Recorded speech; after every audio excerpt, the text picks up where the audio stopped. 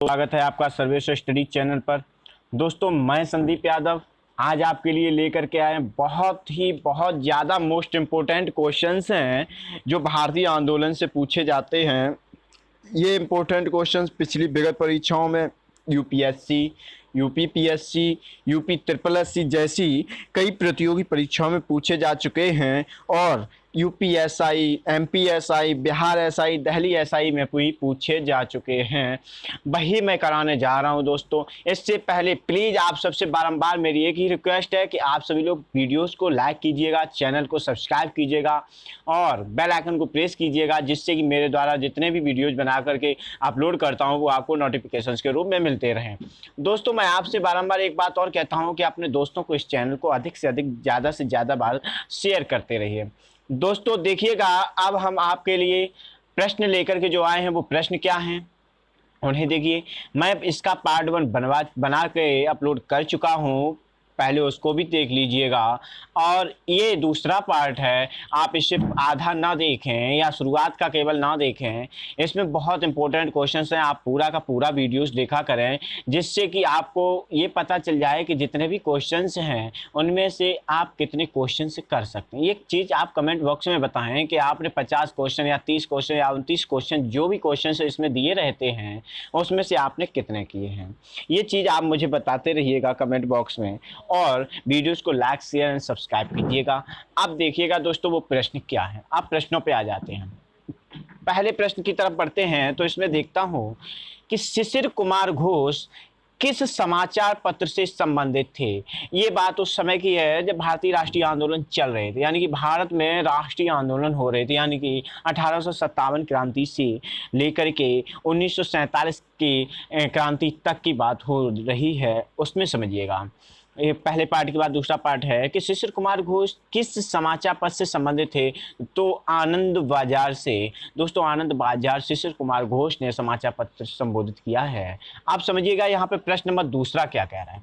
प्रश्न नंबर दूसरा है दोस्तों, मद्रास महाजन सभा की स्थापना कब हुई थी, तो दोस्तों 1884 ईस्वी में हुई थी। इम्पोर्टेंट क्वेश्चंस है ये, 3 बार यूपीएसआई और 2 बार यूपीएससी में पूछा जा चुका है। आप समझ लीजिएगा।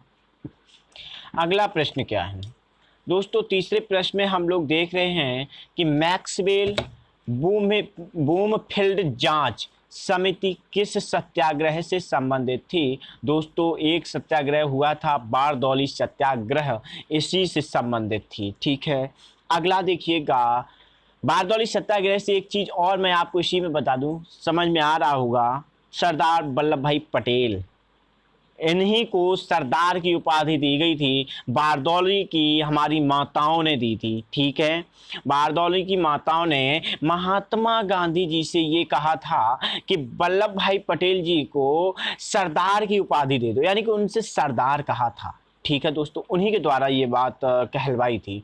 आप समझिएगा, आप कहिए, समझिएगा अगले प्रश्न क्या है। इंडिया लीग की स्थापना किसके द्वारा की गई थी, तो दोस्तों इंडिया लीग की भी स्थापना शिशिर कुमार घोष द्वारा की गई थी, जिन्होंने आनंद बाजार समाचार पत्र संबंधित किया था, यानी कि संपादित किया था। ठीक है, आप समझिएगा अगला प्रश्न क्या है। अगला प्रश्न है दोस्तों, लंदन इंडियन सोसाइटी की स्थापना से कौन कौन संबंधित थे, यानी कि एक जो सोसाइटी हुई थी लंदन इंडियन सोसाइटी, इससे संबंधित लोग कौन कौन से थे। एक तो थे फिरोज शाह मेहता और दोस्तों दूसरे थे डब्ल्यू.सी. बनर्जी। 2 लोग थे जिन्होंने लंदन इंडियन सोसाइटी की स्थापना की थी। इसमें सदस्य कई भी हो सकते हैं। ठीक है दोस्तों, सदस्य कोई भी हो सकता है, लेकिन जो स्थापना करने का जो मुख्य लीडर होते हैं ना, उनकी बात ज़्यादा ली जाती है। जैसे फिरोज शाह मेहता और डब्ल्यू.सी. बनर्जी की बात हुई।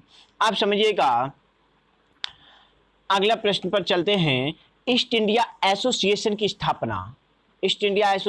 स्थापना कहाँ हुई थी, दोस्तों ये लंदन में हुई थी। कहाँ हुई थी, लंदन में। अब अगले प्रश्न की ओर बढ़ते हैं। अगला प्रश्न देखिएगा क्या है। अगला प्रश्न है दोस्तों, नेशनल इंडियन एसोसिएशन की स्थापना किसके द्वारा की गई थी। ये दोस्तों मैरी कारपेंटर के द्वारा। आप देखिएगा अगला प्रश्न क्या है। अगला प्रश्न पूछ रहा है हम लोगों को 1857 के विद्रोह को भारत का प्रथम स्वतंत्रता संग्राम किस इतिहासकार ने कहा। पहली बात आपको यहाँ पे बता दूं, बीडी सावरकर ने कहा। यहाँ पे अब यहाँ पर मैं आपको एक बात कहना चाह रहा था कि ये प्रश्न जो है यूपीएससी, यूपीपीएससी, इसके अलावा दोस्तों यूपीएसआई, यूपीपी, इसके अलावा यूपीपी के बाद Bihar police, MP police, Delhi and Indian all competitive exam में ये प्रश्न ज़्यादा से ज़्यादा बार पूछा जा चुका है और ये इम्पोर्टेंट क्वेश्चंस भी है, बहुत इम्पोर्टेंट क्वेश्चंस है, बहुत बार पूछा जा चुका है। इसलिए मैंने आपको यहाँ पे लिख करके आपको बता दिया है कि ये क्वेश्चंस 1857 के विद्रोह के समय भारत का प्रथम स्वतंत्रता संग्राम किस इतिहासकार ने कहा था, तो बीडी सावरकर ने कहा था। आप समझिएगा, अगले प्रश्न की ओर पढ़ते हैं। अगला प्रश्न क्या है? अगला प्रश्न है दोस्तों 1857 के विद्रोह को सामान्य जनता का विद्रोह किस इतिहासकार ने कहा। ये भी इम्पोर्टेंट क्वेश्चंस है, ये भी क्वेश्चंस पूछा जा चुका है। एक ने कहा था क्या जो 1857 का विद्रोह हुआ है वो सामान्य जनता का विद्रोह है, ये कहा था हमारे प्रोफेसर शशि भूषण चौधरी ने।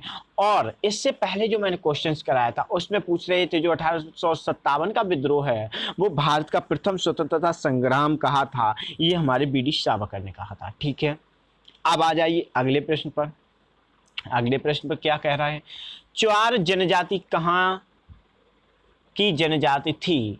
तो समझिएगा ये जनजाति है चुआर, ये कहाँ पर रह रही थी, ये मिदनापुर में रह रही थी। कहाँ पर दोस्तों? मिदनापुर में। आप देखिए मिदनापुर कहाँ पर है ये भी मैं आपको बता दूं, ये बिहार के बॉर्डर से और झारखंड का इलाका या छत्तीसगढ़ का इलाका, ये जहाँ पे मिलते हैं वहाँ की बात की जा रही है। ठीक है, अब आ जाइए अगले प्रश्न पर। कुछ हिस्सा, एक या दो जिले हैं जो बिहार में पड़ते हैं, ज़्यादा से ज़्यादा झारखंड और छत्तीसगढ़ में ये चुआर जनजाति मिलती थी, वहाँ पर वास करती थी। ठीक है, आप समझ लीजिएगा 1840 के करीब कूका आंदोलन को किसने आरंभ किया था। ये कूका आंदोलन सिखों द्वारा चलाया गया था दोस्तों। वहाँ के गुरु राम सिंह थे एक, उन्होंने कूका आंदोलन चलाया था। शुरुआत में ये सिर्फ 5 या 6 लोग होते थे, इसके बाद इनसे काफ़ी लोग जुड़ते चले गए। ये गुरु राम सिंह की बात हुई। आप देखिएगा दोस्तों अगला प्रश्न क्या है। अगले प्रश्न की ओर बढ़ते हैं। अगला प्रश्न कह रहा है भारत में सामाजिक और आर्थिक क्षेत्र की प्रक्रिया का सूत्रपात किस काल में किया गया।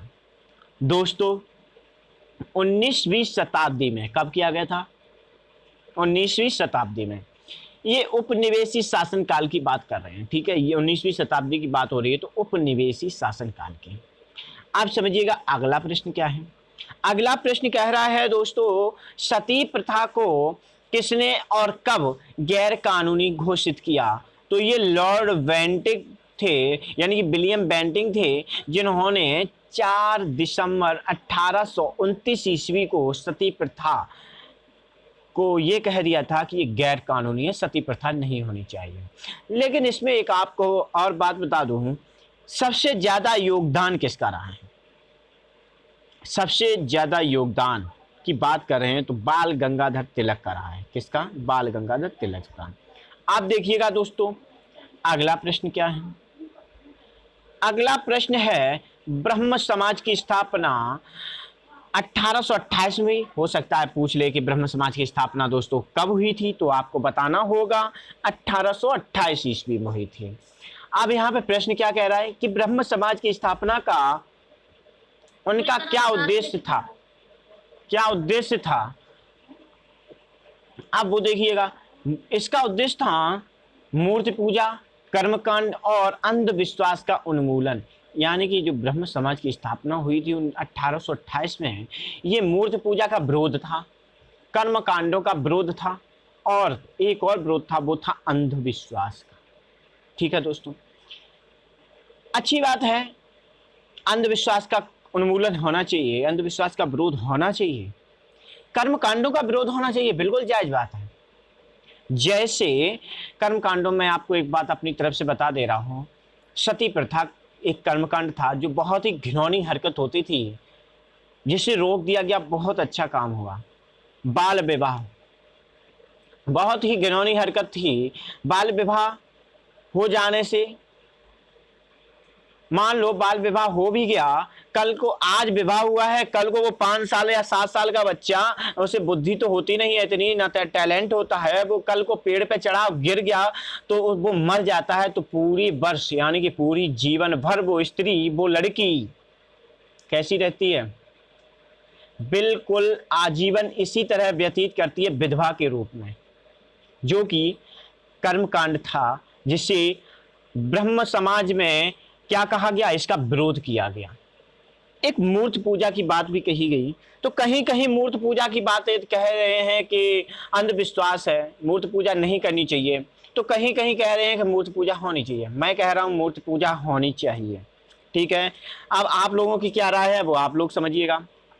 आप समझिएगा, हिंदू कॉलेज, अगला प्रश्न कह रहा है कि हिंदू कॉलेज और वेदांत कॉलेज दोनों कोलकाता में थे, की स्थापना किसके द्वारा की गई थी? दोनों की स्थापना दोस्तों राजा राम मोहन राय के द्वारा की गई थी। किसके द्वारा? राजा राम मोहन राय के द्वारा। आप समझिएगा यहाँ पे,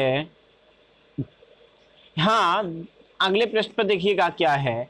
अगला प्रश्न है दोस्तों, प्रार्थना समाज की स्थापना केशव चंद्र के प्रयासों द्वारा की गई थी। ये बात इसमें अपनी तरफ से बता दी गई, यानी कि अगर कहा भी जा रहा है कि जो प्रार्थना समाज था इसकी स्थापना किसने की थी, तो ये दोस्तों केशव चंद्र सेन थे, जिन्होंने इसकी स्थापना करने के लिए, यानी प्रार्थना समाज की स्थापना करने के लिए प्रयास किया था। आप समझिएगा आगे क्या कह रहा है कि प्रार्थना समाज जो है वो किस धार्मिक सभा का पुनर्गठित रूप था। ये बहुत अच्छी चीज है, जिसकी स्थापना पांडुरंग ने की थी। अब लो, इससे कई प्रश्न पूछे जा रहे हैं, समझ लेना। ये परमहंस सभा हुई थी, एक परमहंस सभा हुई थी जिसकी स्थापना की थी पांडुरंग ने। फिर ये सभा यानी कि जो परमहंस सभा थी, ये धीरे धीरे धीरे धीरे नष्ट होने के कगार पर पहुंच गई। जब नष्ट होने के कगार पर पहुंच गई तो फिर केशव चंद्र सेन ने एक प्रयास किया और इसी परमहंस सभा को पुनर्गठित करके प्रार्थना समाज का नाम दिया, ठीक है। ये चीज भी थी। अब आ जाइए दोस्तों अगले प्रश्न पर। अगला प्रश्न है कि मुस्लिम समाज में सुधार लाने एवं उसमें व्याप्त कुरीतियों को दूर करने के लिए किस मुस्लिम आंदोलन द्वारा प्रयास किया गया था? तो ये अहमदिया आंदोलन था। ये अहमदिया आंदोलन के द्वारा किया गया था, ठीक है, मुस्लिम समाज को सुधारने के लिए। आप देखिएगा दोस्तों अगला प्रश्न क्या है। जैसे मुस्लिम समाज में कुछ चीज़ें अभी भी गलत चलती हैं, जिसका रोक होना चाहिए, जिस पर रोक होनी चाहिए। ट्रिपल तलाक, हलाला, ये सभी चीज़ें गंदी चीज़ें हैं, ये नहीं होनी चाहिए। ये चीज़ें नहीं होनी चाहिए और बिल्कुल नहीं होनी चाहिए, ठीक है दोस्तों। अब आ जाइए अगले प्रश्न पर। अगला प्रश्न दोस्तों क्या कह रहे हैं, अगले प्रश्न पर देखते हैं कि किस मुस्लिम समाज सुधारक को अंग्रेजी ने नाइटहुड की उपाधि प्रदान की थी? समझ लीजिएगा, बहुत अच्छा इंसान था। इनका नाम है सर सैयद अहमद खान। सर सैयद अहमद खान थे जिन्हें नाइटहुड की उपाधि दी गई थी। आप देखिएगा अगला प्रश्न क्या है। अगले प्रश्न पर हम लोग आते हैं। अगला प्रश्न कह रहा है कि देवबंद स्कूल किस प्रकार का आंदोलन था? ये कोई स्कूल नहीं था, ये आंदोलन था जिसे देवबंद स्कूल का नाम दिया गया था। इस आंदोलन को किसने चलाया था, इसका नाम भी पूछा गया है। तो देखिएगा दोस्तों, ये एक धार्मिक आंदोलन था। देवबंद स्कूल जो था वो दोस्तों धार्मिक आंदोलन था। इस आंदोलन का जो नेतृत्व किया था, ये किया था मोहम्मद अल हुसैन ने। किसने दोस्तों? मोहम्मद अल हुसैन ने। हसन लिखा हुआ है, हसन कह सकते हो, कहीं कहीं हुसैन भी लिख के आता है, ठीक है दोस्तों। आप देखिएगा यहाँ पे अगला प्रश्न क्या है। अगला प्रश्न है कि सिंह सभा का आंदोलन का प्रारंभ कब और कहाँ हुआ? तो जो सिंह सभा आंदोलन हुई थी वो 1873 ईस्वी के अमृतसर में हुई थी दोस्तों। कहाँ हुई थी? 1873 ईस्वी के अमृतसर में हुई थी। ठीक है दोस्तों, आज के लिए इतना ही। अब मिलते हैं कल प्लीज़ दोस्तों इस वीडियो को लाइक्स कीजिएगा, अधिक से अधिक सब्सक्राइब कीजिएगा इस चैनल को, बेल आइकन को प्रेस कीजिएगा, और मैं जो भी वीडियोज़ बनाता हूँ वो आपको नोटिफिकेशंस के रूप में मिलता रहेगा। इसलिए मैं बोल रहा हूँ आप आधा वीडियोज़ ना देखें, पूरा वीडियोज़ देखा करें। आप मुझे बताइएगा कि आपने कितने क्वेश्चंस इस समय से पूर्ण किए हैं, कितने क्वेश्चंस आपने सही किए, कितने क्वेश्चंस नहीं आए हैं आपको। और आप अपने दोस्तों को अधिक से अधिक इस चैनल को शेयर कीजिएगा, ताकि हम भी मोटिवेट रहें। सब्सक्राइब और कमेंट्स और लाइक्स कीजिएगा, हम सदा मोटिवेट रहते हैं आपके लिए, हमेशा ही वीडियोस लाते रहते हैं, अच्छे से अच्छे वीडियोस लाते हैं। इस सर्वेश्वर स्टडी चैनल के सदस्य बन करके सदा आप इस पर पढ़ते रहिएगा। आज के लिए मैंने इतना ही बोला है, और मैं आपसे हमेशा वीडियोज़ के अंत में एक ही बात कहता हूँ कि अपने माता पिता की तरह इस भारत माता की भी सेवा करो। आज के लिए इतना ही। Thank you. जय हिंद, जय भारत दोस्तों।